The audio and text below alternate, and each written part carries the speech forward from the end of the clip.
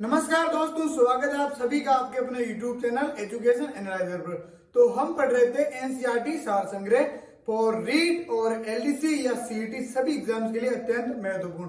तो आज के इस अध्याय में कक्षा 7 का हमारा चौथा अध्याय ये रहने वाला है। इसमें हम पढ़ेंगे राजस्थान में जो स्वतंत्रता आंदोलन था उस टाइम में, और राजस्थान में जो भी आंदोलन हुए, जो भी किसान आंदोलन हुए और जो भी जननायक उभर कर आए, उन सभी के बारे में हम बात करेंगे इस संक्षिप्त क्लास में। तो सार संग्रह की इस क्लास में आज मैंने जैसे आपको बताया आजादी और राजस्थान, इनमें हम जो भी होगा उसके बारे में हम सार से पढ़ेंगे कक्षा 7 के अध्याय से। तो क्लास को शुरू करते हैं। नमस्कार दोस्तों, तो शुरू करते हैं क्लास को।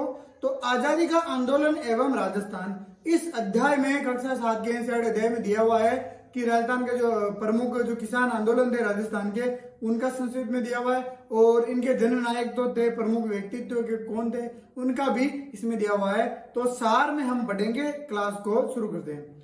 तो बिजोलिया किसान आंदोलन राजस्थान का बहुत ही महत्वपूर्ण और ऐसा मार्मिक और जन जन से जुड़ा हुआ ये आंदोलन है। बहुत बड़ा आंदोलन, लगभग 44 वर्षों तक चला। जी हाँ, 44 वर्षों तक चलने वाला राजस्थान का एकमात्र इतना बड़ा आंदोलन है जिसका आज हम इतिहास में जब भी पढ़ते हैं तो हमारे रूह खड़ी हो जाती है, रोंगटे खड़े हो जाते हैं। इतनी बड़ी रूह को छूने वाला आत्मीय ये आंदोलन है बिजोलिया किसान आंदोलन। तो प्रमुख जो आंदोलन था ये 3 चरणों में था। 44 वर्षों तक चलने वाला ये आंदोलन 3 चरणों में हुआ। जो पहला इसका चरण था वो 1897 से 1914 के मध्य चला। जो इसका दूसरा चरण था वो 1914 से 1923 के बीच में चला, और जो इसका अंतिम और तीसरा चरण था वो 1923 से 1941 के बीच में चला। तो कुल ये 44 वर्षों तक आंदोलन चला। अब ये इतना बड़ा आंदोलन 44 वर्षों तो किस प्रकार चला, संक्षिप्त में आपको बताता हूँ। ये एक मैं पिक्चर आपके साथ साझा कर रहा हूँ। ये पिक्चर है बिजोलिया आंदोलन के दौरान की। ये देखिए, ये प्रमुख जो भी आंदोलनकारी थी स्त्रियां उस समय की, ये सब एकत्रित हुए हैं। ये किसी सभा का या एकत्रित हुए हुए जगह का पिक्चर है। बहुत ही पुरानी पिक्चर, लेकिन बहुत कुछ दर्शा रही है, इतिहास को बताती हुई ये पिक्चर है जिसको मैं आपके साथ साझा किया। चलिए, अब 1897 में जो उस समय का तत्कालीन जो राजा था राव कृष्ण सिंह, जी हाँ, तत्कालीन राजा था राव कृष्ण सिंह ने बिजोलिया की जो जनता थी उस पर 84 प्रकार की लगाने लगा दी, यानी टैक्स लगा दिया 84 प्रकार का। 84 प्रकार का टैक्स, आप सोच सकते हो कितने टैक्स हो सकते हैं। तो किसानों के जो वहां पर प्रतिनिधि थे, जनसेवक थे, तो उस समय जो नानजी और ठाकरी पटेल, नानजी और जो ठाकरी पटेल थे, उन्होंने जो मेवाड़ का तत्कालीन महाराजा था उनसे शिकायत की कि हमारे ऊपर ऐसे ऐसे हो रहा है, हमारे ऊपर ऐसे जो राव कृष्ण सिंह है वो हमारे ऊपर 84 प्रकार के टैक्स लगा रहा है, जनता बहुत ज्यादा पीड़ित है, मारना, आप कुछ कीजिए। ये बात जब राव कृष्ण सिंह को पता चली तो बहुत ज्यादा उसको गुस्सा आ गया कि मेरी शिकायत महाराणा से इन्होंने की है, ऐसा इन्होंने नहीं करना चाहिए था। तो इन्होंने क्रोधित होकर अपना ईगो सेटिस्फैक्शन करने के लिए नाराज राव ने चौरी कर भी लगा दिया। अब चौरी कर क्या होता है इसको मैं आपको बताता हूं। जब किसी लड़की का विवाह किया जाता है उस समय 5 रुपए, उस समय के 5 रुपए नगद कर लगा दिया। आज तो उनकी वैल्यू कुछ भी नहीं है, लेकिन उस समय के हिसाब से 5 रुपए कर लगा दिया। 84 कर तो वैसे भी थे जनता पर, और एक कर लगा दिया चौरी कर। तो ये हुआ इस आंदोलन के दौरान। फिर इसी में कड़ी में जुड़ते हुए एक आंदोलन होता है बेंगू किसान आंदोलन। जी हाँ, बेंगू किसान आंदोलन होता है।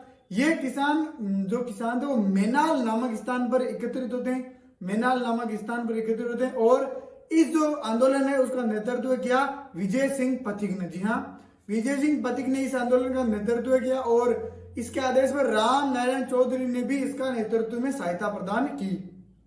ठीक है, अब रेवेन्यू कमीशन रेंज, ये कमीशन था, इन्होंने गोविंदपुरा में जो एकत्रित हुए किसान उन पर गोलियां चला दी। जी हाँ, गोलियां चलाने का आदेश जारी हुआ। इस पर रूपजी और कृपाजी धाकड़ घटनास्थल पर ही मारे गए। वो प्रमुख जो उस समय के नेतृत्व करता थे, क्रांतिकारी थे, रूपजी और कृपाजी धाकड़। और इसमें क्या हुआ, 53 में से 34 लगाने समाप्त की गई तथा बेगार पर रोक लगा दी गई। जो 53 में से 34 पर तो कम कर दी गई। क्लियर है। अब राव कृष्ण सिंह की मृत्यु हो जाती है। उसके बाद इनका जो पुत्र है वो पृथ्वी सिंह ने जनता पर तलवार बांधने का ही कर लगा दिया, यानी विवाह के समय जो तलवार बांधते हैं उस पर ही कर लगा दिया। अब किसानों ने साधु सीताराम दास फतेहकरण चरण के नेतृत्व में राव पर कार्रवाई का विरोध किया। कि ये जो आपने किया है गरबा, इसका विरोध किया। तो फिर क्या होता है, एक मंच विजय सिंह पथिक ने 1917 में, जी हाँ, विजय सिंह पथिक ने 1917 में ऊपरमाल मंच बोर्ड की स्थापना की। किसकी स्थापना की? ऊपरमाल बोर्ड मंच की स्थापना की। अब तीसरे चरण में जमनालाल बजाज ने आंदोलन किया। एक तो बेंगो आंदोलन हो गया, बिजोली आंदोलन का तीसरा पार्ट होता है, उसमें जमनालाल बजाज ने जो आंदोलन था उसका नेतृत्व किया। फिर आता है बूंदी किसान आंदोलन। बूंदी किसान आंदोलन में क्या था? 1926 में जो पंडित नयनूराम चौधरी और हरिभाई किंकर के नेतृत्व में इस आंदोलन में शुरू की गई, और लाग बाग और बेगार ये दो प्रमुख वहां की समस्याएं थी, इन पर यह आंदोलन, इनके विरुद्ध यह आंदोलन छेड़ा गया। बूंदी सरकार ने 1943 में किसानों की मांग को स्वीकारा और आंदोलन की समाप्ति हुई। बूंदी सरकार द्वारा उस समय 1943 में किसानों की जो मांगे स्वीकार की गई, आंदोलन समाप्ति की गई। फिर निमुचना अलवर किसान आंदोलन शुरू होता है। जी हाँ, अलवर किसान आंदोलन निमुचना में 1921 में सुअर मारने की अनुमति को लेकर किसानों ने आंदोलन किया। फिर 1924 में अलवर महाराजा द्वारा गई लगान के विरुद्ध, कहीं जो बहुत सारे लगान उस समय थे, उनके विरुद्ध किसानों को निमुचना गांव में एक सभा का आयोजन करने को कहा। इस सभा में गांधी जी ने इस घटना की आलोचना की और इसे राजस्थान का जलियांवाला बाग हत्याकांड कहा गया। जी हाँ, बड़ी इंपॉर्टेंट, जलियांवाला बाग हत्याकांड किसे कहा जाता है? राजस्थान का, इसी को कहा जाता है। इसीलिए इसे एकी आंदोलन भी कहा जाता है। इसलिए क्या जाता है? इसे एकी आंदोलन भी कहा जाता है। एक चीज यहां से मैं बता दूं, ये देखो, यहां पे ऊपर चलो, यहां पे थोड़ी टाइपिंग मिस्टेक होगी, बता दूं।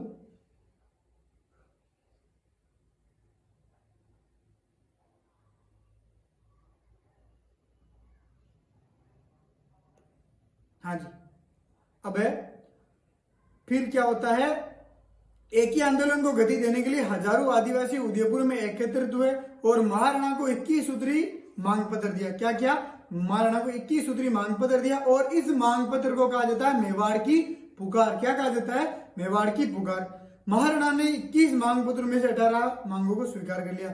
21 मांग पत्रों का जो पत्र दिया उसमें 1800 को स्वीकार कर लिया। नेक्स्ट आता है मीणा जनजाति आंदोलन। मीणा जनजाति आंदोलन में 1924 में क्रिमिनल ट्रायल्स जो एक्ट था उसके तहत 12 वर्ष से अधिक आयु के मीणा जाति के लोगों को प्रतिदिन समीप के थाने में उपस्थित रहने के लिए पाबंद किया गया। यह था एक क्रिमिनल ट्रायल्स एक्ट के तहत, मतलब 12 वर्ष से जो भी अधिक था मीणा जाति के, उनको हर मतलब रोज समीप के थाने में जाकर अपनी प्रदेश देने को कहा गया। आजादी के बाद 1952 में जाकर जयराम पेशा जैसे कठोर कानून समाप्त हुए। नेक्स्ट है प्रजामंडल। राजस्थान में प्रजामंडलों का बात करते हैं तो सबसे पहले आता है मारवाड़ प्रजामंडल। जी हाँ, मारवाड़ प्रजामंडल की बात करते हैं सबसे पहले, या मारवाड़ प्रजामंडल की बात करते हैं। इसकी स्थापना की जय नारायण व्यास ने 1934 में। 1934 में जय नारायण व्यास ने मारवाड़ प्रजामंडल की स्थापना की और इसके अध्यक्ष बनाया गया भंवरलाल शरीफ को। किसको बनाया गया? भंवरलाल शरीफ को। 1938 में क्या होता है? रणछोड़ दास गट्टानी की अध्यक्षता में मारवाड़ लोक परिषद का गठन होता है। किसका होता है? मारवाड़ लोक परिषद का गठन होता है 1938 में रणछोड़ दास गट्टानी की अध्यक्षता में। नेक्स्ट आता है जयपुर प्रजामंडल। अब इसकी स्थापना कर्पूर चंद पन्नी और जमनालाल बजाज के प्रयासों से 1931 में राजस्थान का प्रथम प्रजामंडल, ये जयपुर राजस्थान का प्रथम प्रजामंडल है, ध्यान रखना, और इसका गठन हुआ 1936 में। 1938 में जमनालाल बजाज की अध्यक्षता में पहला अधिवेशन हुआ और इसकी अध्यक्षता की हीरालाल शास्त्री ने। क्लियर है? मेवाड़ प्रजामंडल। नेक्स्ट है मेवाड़ प्रजामंडल। 24 अप्रैल 1938 में बलवंत सिंह मेहता के देश में इसका निर्माण किया गया, गठन किया गया। नेक्स्ट बीकानेर प्रजामंडल। 1937 में मगाराम वेद तथा लक्ष्मण दास ने इसकी स्थापना की 1936 में। नेक्स्ट है कोटा प्रजामंडल। पंडित नैनूराम ने इसकी स्थापना की और कोटा में पंडित नैनूराम की अध्यक्षता में 1939 में प्रजामंडल का अधिवेशन हुआ, प्रथम अधिवेशन हुआ इसका। अब इसमें आते हैं, इस आंदोलन के दौरान प्रमुख जन नायकों की हम बात करते हैं। सबसे पहले गोविंद गुरु। गोविंद गुरु थे, इनका जन्म डूंगरपुर में हुआ। संप सभा, जी हाँ, संप सभा की इन्होंने स्थापना की। नेक्स्ट है अर्जुनलाल सेठी। इनका जन्म जयपुर में हुआ और जयपुर में जो वर्धमान महाविद्यालय है उसकी स्थापना इन्होंने की। केसरी सिंह बारट, चेतावनीराज चुंगटिया, प्रसिद्ध सोरठा तो इन्होंने लिखा। नेक्स्ट है विजय सिंह पथिक, इनका जन्म बुलंदशहर यूपी में हुआ। बिजोलिया किसान आंदोलन का इन्होंने नेतृत्व किया और इनका जो बचपन का नाम था वो था भूप सिंह गुर्जर। क्या था? भूप सिंह गुर्जर। 1919 में वर्धा में राजस्थान सेवा संघ की स्थापना की। सेठ दामोदर दास राठी, जन्म पोखरण में हुआ और 1921 में ब्यावर में आर्य समाज की नींव रखी। ठाकुर जोरावर सिंह बारट, चांदनी चौक में लॉर्ड हार्डिंग पर बम फेंकने वाला रास बिहारी बोस के साथ ठाकुर जोरावर सिंह भी थे।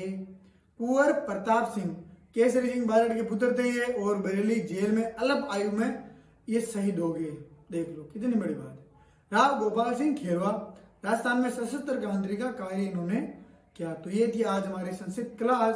होप आपको अच्छी लगी होगी, तो वीडियो को लाइक और चैनल को सब्सक्राइब जरूर करें। Thank you.